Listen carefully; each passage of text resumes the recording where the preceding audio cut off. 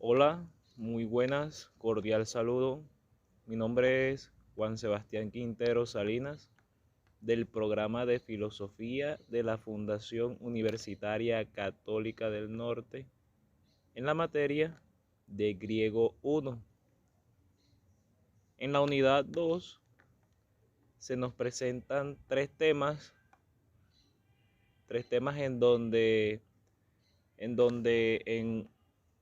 en de cierta manera, un breve resumen, trataré de sintetizar estos temas que nos presenta esta unidad.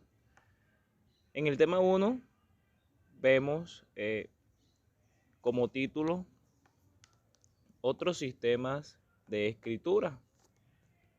Entonces podemos decir en estos sistemas de escritura y que en el alfabeto griego el sistema de escritura que como tal desarrollado en Grecia aparece por primera vez en los registros arqueológicos durante el siglo VIII a.C. Este no fue el primer sistema utilizado para escribir en griego. Varios siglos antes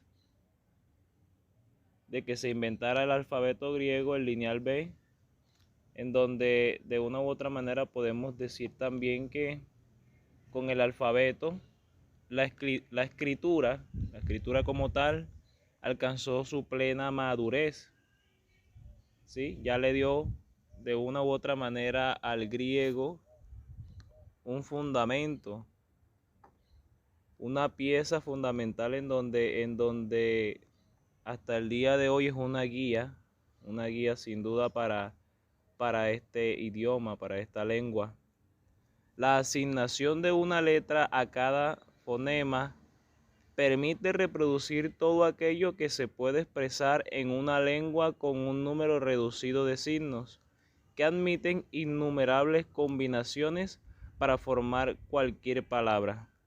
Pero además del alfabeto, a lo largo de la historia se han utilizado otros sistemas de escritura. Podemos hablar de los siguientes o de los principales más que todo. El primero, podemos hablar de la escritura pictográfica e ideográfica. Cada signo simboliza una idea o un concepto y representa una palabra. Un ejemplo de los antiguos jeroglíficos egipcios. Vemos que estas figuras egipcias daban un mensaje directo en donde podíamos de una u otra manera traducir qué decía en esos jeroglíficos, en esas figuras. También consistentes en reproducciones directas de los objetos que se quieren representar. Dice también que la escritura china y actual también se rige por este sistema gráfico. Entonces, otro sistema de escritura también que nos presenta es la escritura silábica. Entre los años 1500 y 1000 a.C. hubo intentos de crear un nuevo tipo de escritura que permitiera hacerla más fluida y reducir el elevado número de signos gráficos.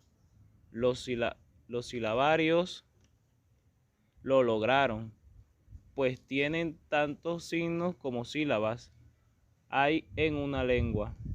Algunos ejemplos como el lineal A de la civilización minoica o lineal B de la civilización micénica.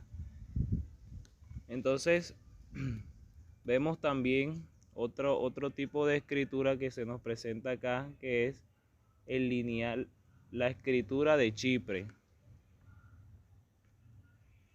Entonces, en esta escritura de Chipre podemos decir que el silabario chipriota o de Chipre es un antiguo sistema de escritura usado en la isla de Chipre. También hay que especificar o aclarar también que, que sí, Chipre también es otro país que utiliza esta lengua griega, además de obviamente el país griego, Grecia, ¿sí? Entonces es usado también en Chipre para notar el idioma griego antiguo y también en ocasiones el idioma eteochipriota. Evolucionó del silabario chiprominoico, a su vez derivado del lineal A en el año 1050 a.C. Otro tipo de escritura que vemos a continuación es el disco de Festo. Entonces, especificando un poco sobre el disco, dice, es un disco de arcilla que fue encontrado en 1908 en el Palacio de Festo en el sur de Creta. Es un documento único por diversos motivos. Dice que no se ha encontrado ningún similar a él, no se corresponde con ninguno de los sistemas de escritura de la isla y además la escritura fue realizada en sus dos caras, mediante la presión de sellos o cartuchos que fueron incrustados en él, como hizo la imprenta después con los tipos móviles. Dice también que su datación podría establecer en torno al año 1700 a.C. y su significado sigue siendo un misterio. Entonces, ya hablamos un poco de este primer tema, en donde se nos presentan los varios tipos, los varios sistemas de escritura que se han dado a lo largo de la historia de Grecia. En el tema 2 se nos presenta el alfabeto griego. Entonces, en este alfabeto griego podemos primero mirar, como valga la redundancia, como primer momento, la escritura griega desde el mito, ¿sí? Entonces, podemos ver que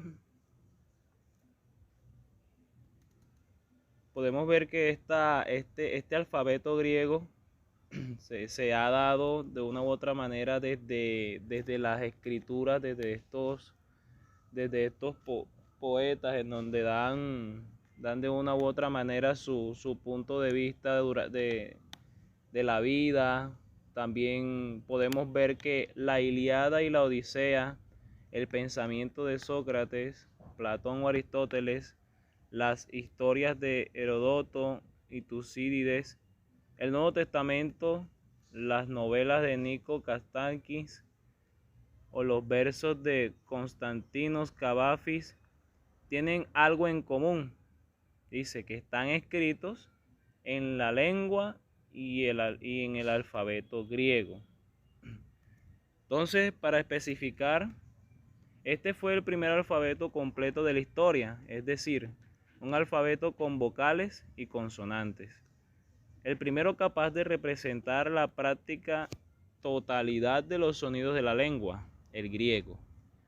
El alfabeto griego se desarrolló alrededor del siglo IX a.C. Los antiguos griegos no lo inventaron, sino que perfeccionaron y adaptaron su lengua al alfabeto fenicio en torno al año 800 a.C. Entonces, bueno, obviamente aquí no puedo mostrar el alfabeto, pero obviamente sí se observa que el alfabeto de una u otra manera tiene mucha similitud, muchísima diría yo. Obviamente también se desprende el alfabeto español, obviamente tiene mucho que ver o le debe a este alfabeto griego, ¿no? De una u otra manera, sin obviamente quitarle el vigor. al alfabeto español. En el tema 3, podemos ver que su título fundamental sería Signos gráficos del alfabeto. Entonces, hablando un poco de estos signos gráficos, entonces, obviamente, además de las letras, los grafemas, su significado, hay en griego otros signos de escritura. Entonces, uno de ellos podemos ver que son los acentos. Otro de ellos podemos ver los espíritus y los signos de puntuación. Entonces, el primero, como ya había dicho, los acentos, podemos ver que en griego tiene un acento de carácter musical que se presenta mediante 3 signos. El primero el acento agudo, el segundo el grave y el otro el circunflejo. ¿Ok? Entonces, en el acento agudo puede recaer sobre cualquiera de las 3 últimas sílabas de la palabra. En el acento grave indica un descenso en la elevación del tono y solo se usa en palabras agudas que van dentro de una frase. Y también podemos ver que en el acento circunflejo señala una elevación y un descenso del tono en una misma sílaba. Solo se sitúa sobre vocales largas o en diptongos que ocupen la última o la penúltima sílaba. Y el acento circunflejo recae en la última sílaba. Entonces, hablando un poco de los espíritus, podemos ver que hay 2 tipos de espíritus: el espíritu suave y el espíritu áspero. Los espíritus se sitúan siempre a la izquierda de los acentos agudo y grave y debajo del acento circunflejo, dando lugar a estas 6 posibles combinaciones. Entonces, podemos mirar también que en estos espíritus, sin duda, son fundamentales para este acento, ¿no? Para que se dé este acento como tal. Y en los signos de puntuación,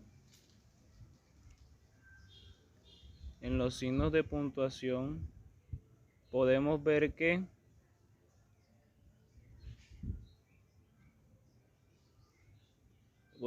también si en los signos de puntuación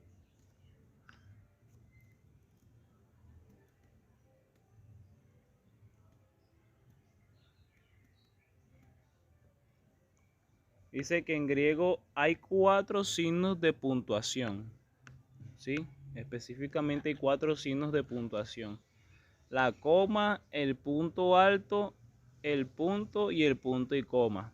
Entonces, la coma es igual que la nuestra y se utiliza en los mismos contextos. El punto alto equivale a nuestros 2 puntos y a veces a nuestro punto. Hablando del español, obviamente, del idioma de la lengua de nosotros. El punto también es idéntico al que usamos nosotros. El punto y coma equivale a nuestro signo de interrogación y solamente se utiliza al final de frase. Entonces, dada terminada ya este breve resumen, esta breve explicación sobre la unidad 2. Finalizo ya. Y bueno, obviamente es fundamental que nosotros veamos todo esto, lo que compete los signos de puntuación, todo esto que compete el acento, el alfabeto, todo esto es fundamental para obviamente dar profundidad dar profundidad y saber lo que de una u otra manera es el griego, porque no solo es ver la historia, es ver todo esto que compete, sino también ver de dónde se compone y la historia también de este idioma, de esta lengua que de una u otra manera eh, es fundamental o es la base como tal por ejemplo, el de nosotros, el español, y de algunos más también que se desprenden ellas.